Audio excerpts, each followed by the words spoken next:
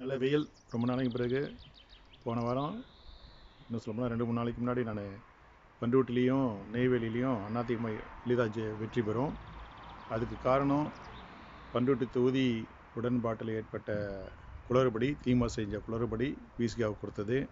அடுத்தது நெய்வேலி தொகுதியை பொறுத்த வரைக்கும் சரியான வேட்பாளர் கிடையாது. அதாவது இப்போ இருக்கிற எம்எல்ஏ மேலே இருக்கிற அதிருப்தி அவங்களுக்கு எதிர்ப்பாக இருக்கும், திமுக எதிர்ப்பாக இருக்கும் அப்படின்னு சொன்னேன். இந்த 2 தொகுதியுமே பண்ருட்டி நெய்வேலி 2 தொகுதியுமே திமுக வெற்றி பெற வேண்டிய தொகுதி. பண்ருட்டியில் ஒரு திமுக காரணம், நெய்வேலியில் ஒரு புதிய வேட்பாளரையும் நிறுத்தியிருந்தால் பண்ருட்டி நெய்வேலி ரெண்டுமே எளிதாக திமுக ஜெயிக்க வேண்டிய தொகுதி. அது ரெண்டும் அவங்க தப்பு பண்ணிட்டாங்க. அது அவங்க இஷ்டம், அவங்க முடிவு. அவங்களுக்கு ஏதாச்சும் நிர்பந்தம் இருக்கலாம், அதை பற்றி எனக்கு கவலை கிடையாது. நான் சொன்னேன்ல, ஒரு 6 மாதத்துக்கு முன்னே அதிமுக ஜூன் மாதம் போன வருஷம் அதிமுக ஆட்சி வரும்னு சொன்னேன். அப்புறம் அதிமுக தேராதுன்னு சொன்னேன். அதே மாதிரி தமிழக வெற்றி கழகம் நல்ல வெற்றி பெறும், டெபாசிட்டும் வாங்கன்னு சொன்னேன். அப்புறம் ஓரளவு வெற்றி பெறும்னு சொன்னேன்.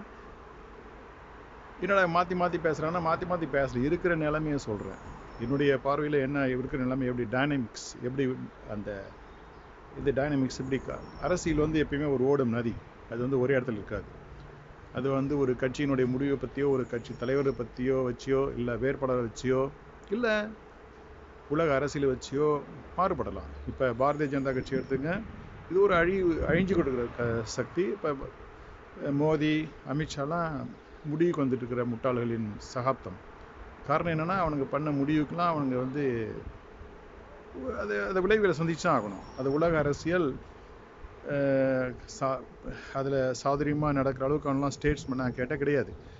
அமித்ஷா மோடிலாம் சும்மா அதிகாரத்தை பயன்படுத்தி பிஸ்னஸ்காரனில் புரோக்கருங்களை வச்சுக்கிட்டு நம்ம ஊர்காரனில் எப்படி மேய்க்கணும் அவனுக்கு தெரியும்.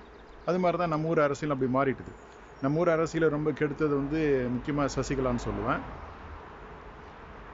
அதிமுகவில். அதுக்கான பயனை அவங்க அனுபவிச்சிருக்கிறாங்க. இந்த விஷயத்தில் இதையும் சொல்ல வரணும்னு நினைக்கிறேன். சசிகலா, ராமதாஸ் 2 பேரும் செய்த தவறுகளுக்கு அவங்க பிராயச்சித்தம் பண்ணிட்டு இருக்கிறாங்க. அதாவது நினைக்கலாம் அவங்க தேர போகிறாங்களா, அது கிடையாது. அவங்க செய்த தவறுகள் அதை நிவர்த்தி செய்வதற்கான ஆரம்ப பணி அவங்க செஞ்சுருக்காங்க. அதில் வேறு வெற்றி பெறாங்களா தோல்வி பெறாங்களா அப்படி முக்கியம் கிடையாது. சசிகலா நிறைய அயோக்கியங்களை அதிமுகவில் உருவாக்குறதுக்கு காரணமாக இருந்தாங்க. அதே போல் ராமதாஸ் ஒரு ஜாதியை வச்சு தான் குடும்பத்தை வளர்த்துக்கிறதுக்காக ஒரு ஒரு ஒரு பகுதியை வீணாக்கணும்னு சொல்லலாம். இவங்க 2 பேருமே வேறு வழி இல்லாத இப்போ தங்களை, அதாவது அவங்களுக்கு இன்னும் புத்தி வந்துடல, அவங்கள பழி வாங்கினவங்கள, அவங்களுக்கு துரோகம் பண்ணவங்கள அவங்க பழி வாங்குறாங்க. அது இயற்கை சரியாக போய்ட்டு. நான் சொல்லுவேன்ல, ரவுடிங்க ரவுடிங்களே சரி பண்ணிப்பானுங்க, நம்ம ஒன்றும் கவலைப்பட வேண்டியதில்லை. அதே மாதிரி தான் அயோக்கியங்களே சரி பண்ணிப்பானுங்க.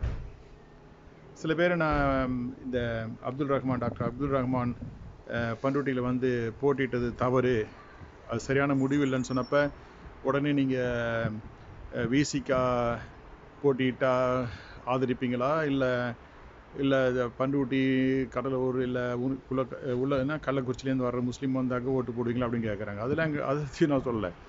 அப்துல் ரஹ்மானை இங்கே காட்டுமன்னார் கோயிலேருந்து விசிகா அங்கே கொண்டு வரதுக்கு காரணம் என்ன? முதல்ல விசிகாவுக்கு அந்த தொகுதியை கொடுத்தப்பவே பண்ருட்டியில் அது கூட்டணி தோல்வின்றது உறுதியாகிட்டுது. திமுக காரணத்தை இல்லாத பண்ருட்டியில் யார் போட்டிட்டாலும் பண்ருட்டியில் திமுக ஜெயிக்காதுன்னு நான் முதலே சொல்லியிருக்கேன். அதான் என்னுடைய கருத்து. அது என்னுடைய கருத்துனா, நான் பார்த்ததுலேருந்து நான் எடுத்த கணிப்பு. அது தவறோ சரியோ அதை பற்றி எனக்கு கவலை கிடையாது. அப்புறம் விசிகா ஒரு அப்துல் ரஹ்மான் ஒருத்தவனை காட்டுமன்னார் கோயிலேருந்து கொண்டு வந்துருக்கான்னா, அது காட்டுமன்னார் கோயிலில் திருமாவளவன் ஜெயிக்கிறதுக்காக அவன் செஞ்சுக்கிற முடிவு. அங்கே ஓட்டு வேணுன்றதுக்காக எப்படி தெரியும் பண்ருட்டியில் ஜெயிக்க போதில்லைன்ட்டு. அட்லீஸ்ட் தனக்கு ஜெயிக்கிறதுக்காக காட்டுமன்னார் கோயிலை பயன்படும் ஒரு ஓட்டு வங்கிக்காக அங்கேருந்து ஒருத்தனை பலிகடை ஆக்கிரமாக தான் தெரியுது. அதனால் நீங்கள் யாரை வேட்பாளர் போட்டாலும் விசிகாவும் நான் இன்றைக்கி ஓட்டு போட போகிறது கிடையாது.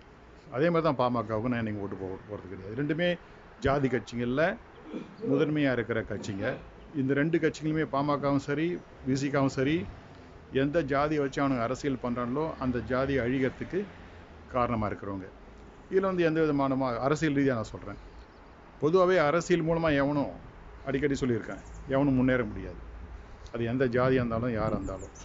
இப்போ நானே என் வாழ்க்கையிலாம் எடுத்துக்கிட்டாக்க, நாங்கள் எங்கள் குடும்பம் அரசியல் இருந்தால் கூட ஒரு 4-5 வருஷத்துக்கு பிறகு அதிகமாக அந்த மொத்தம் 60 வருஷத்தில் எனக்கு தெரிஞ்சு ஒரு 4-5 வருஷத்துக்கு மேலே நாங்கள் எங்கள் குடும்பம் ஆளுங்கட்சியாக இருந்த கட்சி பக்கம் இருந்தது கிடையாது. அதுக்காக எங்கள் குடும்பம் வீணாக போச்சு அப்படி கிடையாது. காரணம் என்னென்னா எங்கள் உழைப்பு, நல்ல எண்ணம், ஒரு நேர்மையான தெளிவான சிந்தனை. இதுதான். நீங்கள் லஞ்சம் வாங்கி எவனும் பணக்காரன் ஆகிட முடியாது, முன்னேற முடியாது. அதே தான் சொல்கிறேன். இந்த சமூக நீதி அப்படி அரசாங்க இந்த ரிசர்வேஷன், என்ன சொல்ல தமிழில் ரிசர்வேஷன்னா மறந்துட்டு, சரி, ரிசர்வேஷன் மூலமாக அரசாங்கத்தில் பதவி வாங்கி அரசாங்கத்தில் லஞ்சம் வாங்கி ஒரு சமுதாயம் ஒரு குடும்பம் முன்னேறினா முடியாது. அது ஒன்றும் தேராது. நீங்கள் ஒரு குடும்பத்தை முன்னேற அளவுக்கு நீங்கள் அரசாங்க வேலையில் போயிட்டு லஞ்சம் வாங்கி பணக்காரன் ஆக முடியாது. எப்படி நீங்கள் சம்பாதிச்சிங்களோ அப்படியே அழியும் தான். அதே தான் உதாரணத்துக்கு சொல்கிறேன். நிறைய இப்போ சசிகலா ராமதாஸே இப்போ திடீர்னு யோகியா இது புத்தநாய்களில் இல்லை பெரிய மகாநாய்களில் அவங்கள பழிவாங்கலாம், அவங்க பழி வாங்குறாங்க. அதனால் அது இயற்கையின் சுழற்சி. ஓகே, பண்ருட்டி திரும்ப வருவோம். நான் என்னுடைய இதில் இப்போது நிலைமையில் இப்போ அதிமுக கடலூர், பண்ருட்டி, நெய்வேலி, புவனகிரி, சிதம்பரம் இந்த இடத்துல எளிதாக ஜெயிக்கிறதுக்கு வாய்ப்பு இருக்குது. அது ரொம்ப ரொம்ப எளிதாக ஜெயிக்க போகிற தொகுதி பண்ருட்டி தான். அதே போல் தாவேகா, தமிழக வெற்றி கழகம், கொஞ்சம் நிறைய அவங்க ஜனநாயக படம் ரிலீஸ் பண்ணுறது, அப்புறம் அந்த கரூரில் நடந்த இறப்புகளை காரணம் வச்சு சிபிஐ வச்சு மேனிப்புலேஷன் பண்ணது எல்லாம் தான் பண்ணால் கூட, அப்புறம் விஜயோட சொந்த வாழ்க்கையில் தலையிட்டு அரசியல் பண்ண முடிஞ்சது எப்படி பண்ணால் கூட, இப்போ தேர்தல் வந்ததால், இப்போ ஒரு தொகுதியும் வேட்பாளர்களை போட்டதால் தமிழகத்திலே இந்த தேர்தலில் நல்ல வேட்பாளர்களை தேர்ந்தெடுத்திருக்கிற கட்சி தமிழக வெற்றி கழகம் தான். அதனால் அது அவங்களுக்கு பயனடைவாங்கன்னு நான் நினைக்கிறேன். குறைஞ்சபட்சம் 10% ஓட்டு வாங்குவாங்க. நல்லா செயல்பட்டால், தேர்தல் பணியில் பிரச்சாரத்தில் ஒழுங்காக செயல்பட்டு ஆர்கனைஸ் பண்ணி ஒழுங்காக இந்த அடுத்த ஒரு 25 நாளில் செயல்பட்டால் 23 நாளில் தமிழக வெற்றி கழகம் 20% வரைக்கும் வர சான்ஸ் இருக்குது. ஒரு 10 எம்எல்ஏ வரதுக்கும் சான்ஸ் இருக்குது. ஆனால் எனக்கு தெரிஞ்சவங்க இப்போ இருக்கிற நிலைமையில் தமிழக வெற்றி கழகத்தில் ஜெயிக்க போகிற ஒரே ஆள் செங்கோட்டையன் தான். வேறு யாருக்கும் இப்போ வெற்றி வாய்ப்பு இருக்குமா தெரியல. அதே சமயம் பண்ருட்டியில் தமிழக வெற்றி கழகத்துக்கு 2வது இடத்துக்கு வர வாய்ப்பு இருக்குது. அதிமுக பண்ருட்டியில் எளிதாக ஜெயிக்கும். 2வது தமிழக வெற்றி கழகம் நல்லா பிரச்சாரம் பண்ணி தேர்தல் களத்தில் பண்ணிட்டால் நல்லா ஜெயிக்கும். அப்படி தான் என்னுடைய எண்ணம். பண்ருட்டியில் அதிமுககாரங்க நெய்வேலியிலும் சொல்லும் தேர்தலில் போட்டியிட வாய்ப்பு எடுக்கலாம். அதை பற்றி கவலைப்படாதீங்க. இன்னும் உள்ளாட்சி தேர்தல் இருக்குது. இந்த ஜாதி கட்சி பாமகன்ற கட்சி அழிஞ்சு போச்சு. அவனும் ஒரு இடத்துலையும் தேரப்போவது கிடையாது. நம்ம உள்ளாட்சி தேர்தலெலாம் அதிமுக தோக்கிறதுக்கு காரணம் இந்த பாமக காரணங்க தான். நிறைய கொலரி பண்ணிட்டு இருந்தானுங்க. எம்எல்ஏ எலெக்ஷன் தோக்கிறதுக்கும் அவனுங்க தான் காரணம். உள்ளாட்சி தேர்தலையும், அதாவது இந்த நகர சபை சேர்மன் இல்லை ஒன்றிய சேர்மன்லாம் வெற்றி பெறாததுக்கு காரணம் இந்த பாமக காரணங்க, முட்டா பசங்க. அவனுக்கு எவனுக்கு எதுக்கு ஒத்து வர மாட்டானுங்க. இவனுங்களாம் நினச்சிக்கிறது இவனுங்க தான் வன்னிய, இல்லை இவனுங்க தான் பெரிய கொம்புன்னு. ஒரு மயிறுங்க முட்டா பசங்க சும்மா புரோக்கர் வேலை சொல்லி சம்பாதிக்கிறவங்க தான் அங்கே இருக்கிறானுங்க. இப்போ எப்படின்னா, இந்த சின்ன சின்ன பஞ்சாயத்துலாம் பண்டெல்லாம் போயிட்டு இப்போலாம் ரியல் எஸ்டேட் பிஸ்னஸ் மாதிரி வச்சு அதில் பணம் சம்பாதிக்க ஆரம்பிச்சுக்கானுங்க. அதில் அவனுக்கு பண்ணுற தொல்லைங்க இவனுங்க. இந்த கட்சியும் இல்லை, எல்லா கட்சியுமே. இந்த ரிஜிஸ்ட்ரேஷன் ஆஃபீஸில் எங்கெங்கெல்லாம் நிலப்பதிவு போதோ அங்கெல்லாம் போய் ஒருத்தன் குடும்பத்தையும் தாலி அரைக்கிறானுங்க. எல்லா கட்சியிலையும் அந்த புரோக்கர் பசங்க இருக்கிறானுங்க. இதெல்லாம் ஒரு முடிவுக்கு வரும். பண்ருட்டி நெய்வேலி பொறுத்த வரைக்கும் திமுக அதிமுக இடையில் தான் போட்டி. பண்ருட்டி ரொம்ப எளிதாக ஜெயிக்கும்.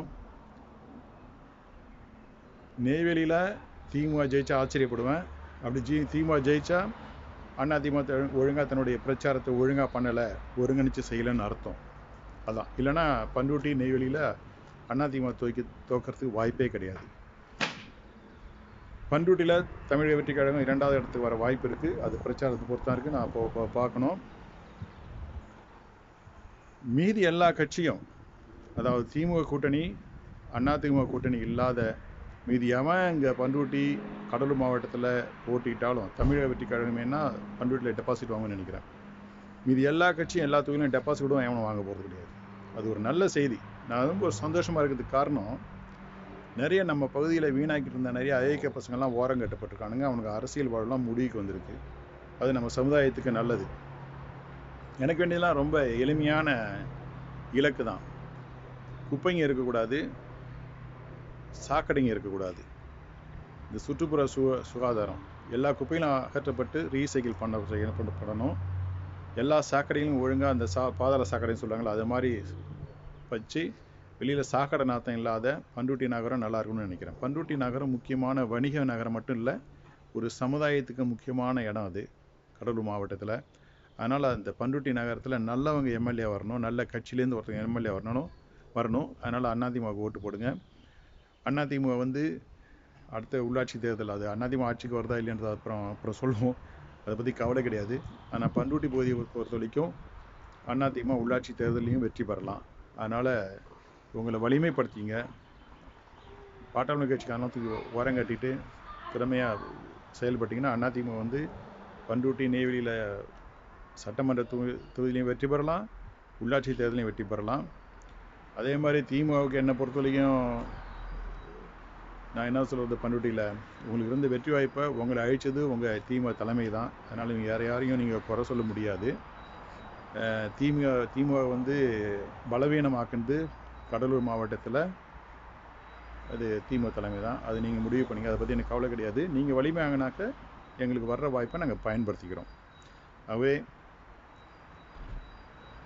அதிமுக நல்ல தெளிவாக இருங்க. நான் நிறைய விஷயம் பேச வேண்டியிருக்கு அதிமுக கட்சியை பற்றி, அது இப்போதைக்கு பேச வேண்டிய அவசியம் இல்லை. ஆனால் எல்லாம் நல்லபடியாக நடக்குது. நம்ம பக்கத்தில் நிறைய ஐயக்க பசங்களாம் ஓரங்கட்டப்பட்டிருக்கானுங்க, அரசியலேருந்து முழுமையாக அழிக்கப்பட்டிருக்கானுங்க. ஜாதி கட்சிகளும் நம்ம பக்கத்துலேருந்து ஒழிக்கப்பட்டிருக்கு. ரொம்ப சந்தோஷம். அதான் என்னுடைய சந்தோஷத்துக்கு காரணம் என்னென்னா, ஒரு நம்பிக்கை, ஒரு வெளிச்சம் வருது நம்ம பகுதிக்கு முன்னேற்றத்துக்கு. என்னுடைய பார்வையில் முன்னேற்றம்னா என்ன, நம்ம பக்கத்தில் குப்பை இல்லாத சுற்றுப்புறம், சாக்கடை இல்லாத நகரங்கள், அடுத்தது சுத்தமான குடிநீர், இது இருந்தாலே போதும். மீதி இந்த ஜாதி, அந்த இடஒதுக்கீடு, சமுதாய நீதி, இந்த குப்பையெல்லாம் தூக்கி எட்ட போடுங்க. இதனால் எவனும் உருப்பட போகிறது கிடையாது.